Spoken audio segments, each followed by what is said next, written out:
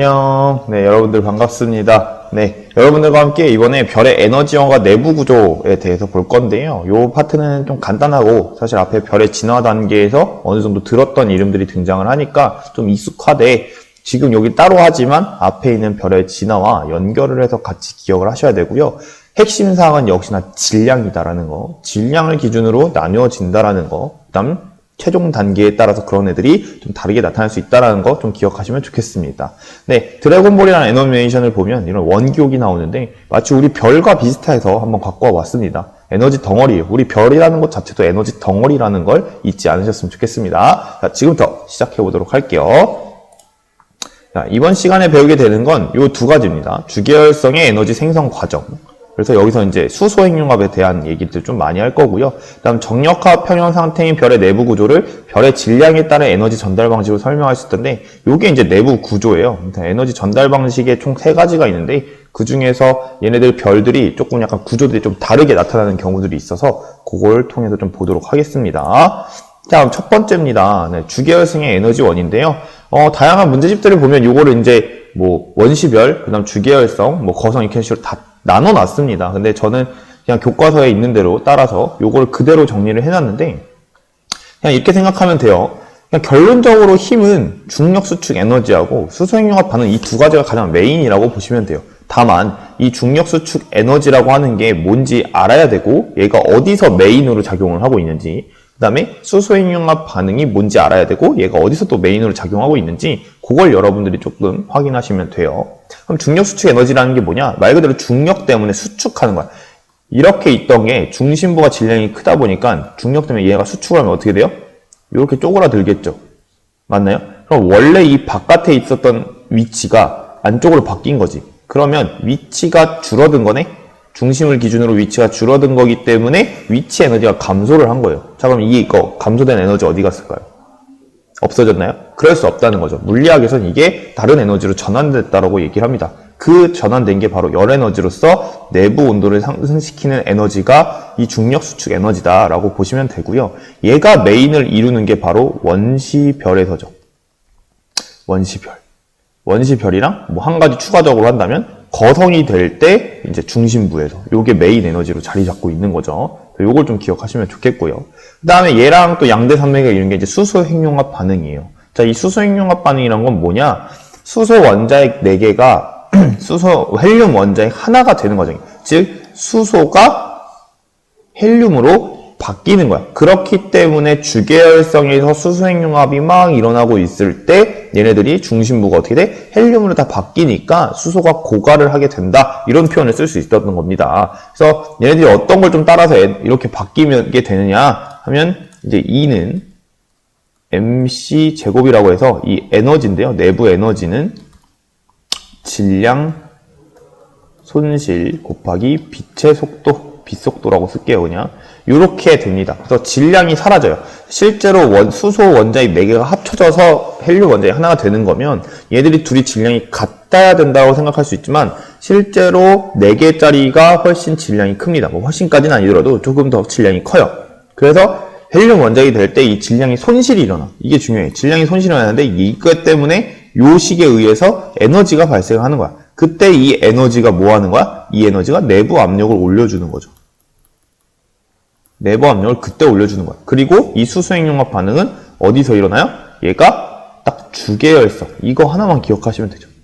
아까 원시별에 의해서 내부 에너지 온도가 이제 온도를 상승을 시켰다. 그게 1000만 켈빈에 도달하게 되면 주계열성에서 수소핵융합 반응이 일어나는데 이러한 과정 때문에 일어난다는 거고요. 얘는요, 밑에 종류가 2가지가 있습니다. 첫 번째는 PP 반응이고요. 두 번째는 CNO 반응인데요. 요거를 우리가 뭐 자세하게 부딪혀서 뭐 중성 미자가 나왔고 그다음에 감마선이 나왔네. 언제 에너지가 이렇게 나오고 어떻게 합쳐졌는지는 여러분들이 그냥 그림을 좀 참고하시면 좋을 것 같아요. 그리고 여기서 말하는 수소, 헬륨 이런 것들은 다 원자핵을 얘기를 하는 겁니다.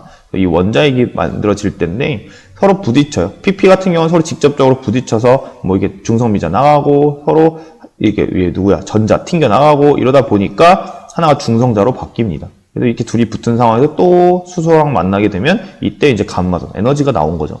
팅 하고 나가요. 그러면 여기에 이렇게 하나가 세 개짜리 헬륨이 생성이 되는데 이게 맞은편에도 그렇게 똑같이 생겨요. 그래서 얘네 둘이 부딪히게 돼요.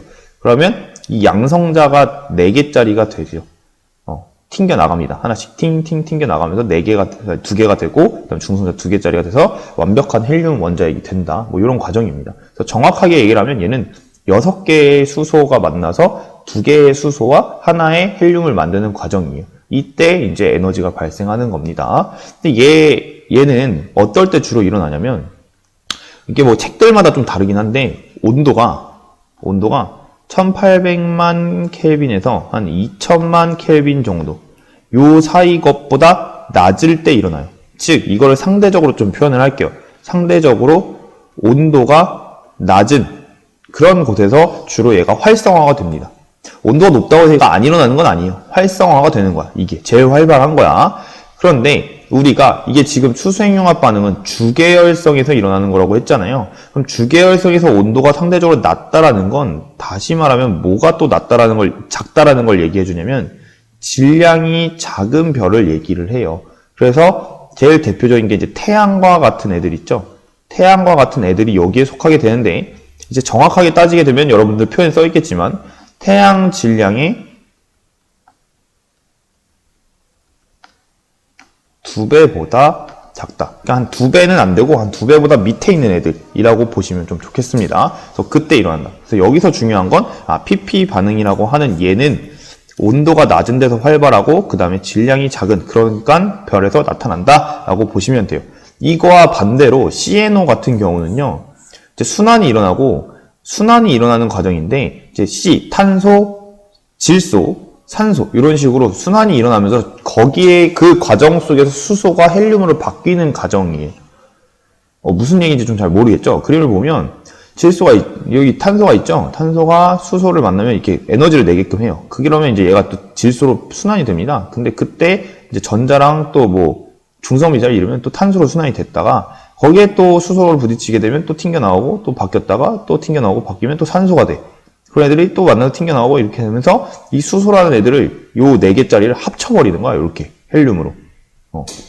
그래서 이 튕겨나간 얘네 2개에서는 중성자가 탄생을 하는 거고 여기서는 양성자가 탄생을 그대로 하니까 이렇게 뭉치게 하는 거죠. 그래서 이걸 자세히 보면 좀 어려운 메커니즘이에요. 그렇기 때문에 탄소, 질소, 산소 얘네들을 수소가 거치면서 헬륨으로 만들어지는 과정이구나 라고 보시면 되고요. 얘는 상대적으로 온도가 이제 2000만 켈빈보다 높은 곳에서 일어나요. 그러니까 상대적으로 온도가 어떤 곳? 높은 곳에서 일어난다는 거죠. 이게 중요해요.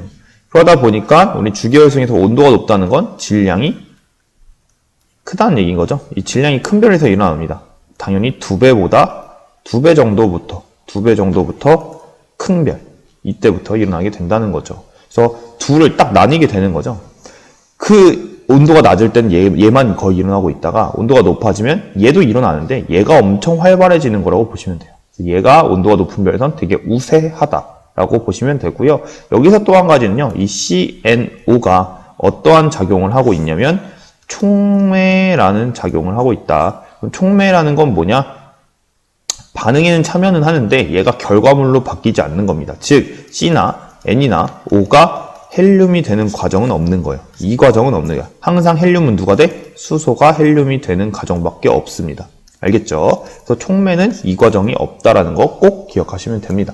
그래서 이게 이제 주계열성에서 둘이 힘이 평형을 이루고 있는 거죠. 그런 걸 우리는 정역학 평형 상태라고 얘기를 하는 겁니다. 그래서 별의 내부 압력, 이 내부 압력은 수소행용합 때문에 생기는 거고 중력 수축 에너지 얘네가 서로 평형을 이루고 있다. 그래서 이게 이제 주계열성 그림이에요. 여러분들이 잘 알아두시면 좋아요. 우리가 앞에 별의 진화에서 거성 그림이 있었죠? 그 거성 그림과 함께 이 주계열성 그림을 같이 좀 기억해 두시면 여러분들이 조금 더 쉽게 구별할 수 있을 것 같습니다. 여기까지가 이제 에너지원에 대한 얘기였다면 이제 이것들을 별이 실제로 전달을 하게 돼요. 에너지 전달 방식이 아까 3개 있다고 했죠? 전도, 대류, 복사 이렇게 있는데 전도는 주로 이제 고체에서 일어나고요. 대류가 이제 유체에서 일어나는 거예요. 근데 얘네의 특징은 매체가 있어요. 옆으로 전달 이렇게 가는 거야. 내 열에 내가 뜨거? 내 온기를 너에게 전달해 줄게. 약간 이런 건데 복사는 자 받아라 나의 에너지 하고 직접적으로 파동의 형태로 쫙 하고 쏘는 거라고 생각하시면 돼요. 그러다 보니까 이제 에너지 효율이 좀 달라요. 에너지 효율이 좀 다르게 되고, 실제로 이게 별을 관측을 해보니까 2배보다 작은 별과 이제 2배 정도보다 큰 별, 얘네들을 서로 비교하게 됐더니 서로 다르게 나타났었죠. 그래서 여기에 2배보다 작은 별은 핵이라고 보면 되는데, 핵에서부터 나올 때 복사의 형태로 먼저 나오게 되고요. 복사 형태로 나오고 그 다음에 위에서 대류를 하는 형식을 갖게 된다라는 걸 좀 알 수 있었어요. 대표적인 게 여기도 역시 태양이 있겠죠. 그 다음에 태양 질량보다 훨씬 큰 애들은요, 가운데 자체가 애시당초 대류를 하면서 옆으로 전달을 합니다. 그리고 나서 복사로 바깥으로 열을 전달해요. 그러다 보니까 광도가 얘가 엄청 밝을 수밖에 없겠죠. 그래서 이러한 형식이 있다라는 거 구별하시면 좋겠고, 참고로 이제 이건 거성입니다. 초거성. 초거성에서의 내부 구조가 이런 식으로 생겼다라는 걸 제가 여기다 좀 넣어놨으니까 이것도 내부 구조를 좀 같이 확인해 주시면 좋겠습니다. 그래서 여기까지가 별의 에너지원과 내부 구조에 대한 얘기고요. 되게 짧죠? 짧고 간단한데 실제적으로 문제는 이것들이 이제 앞에 별의 진화와 짬뽕이 돼서 나옵니다. 그래서 여러분들이 각각 잘 기억을 해두시고 여러분들만의 하나의 표로 정리를 해주시면 참 좋을 것 같습니다. 네, 오늘도 고생하셨습니다. 안녕.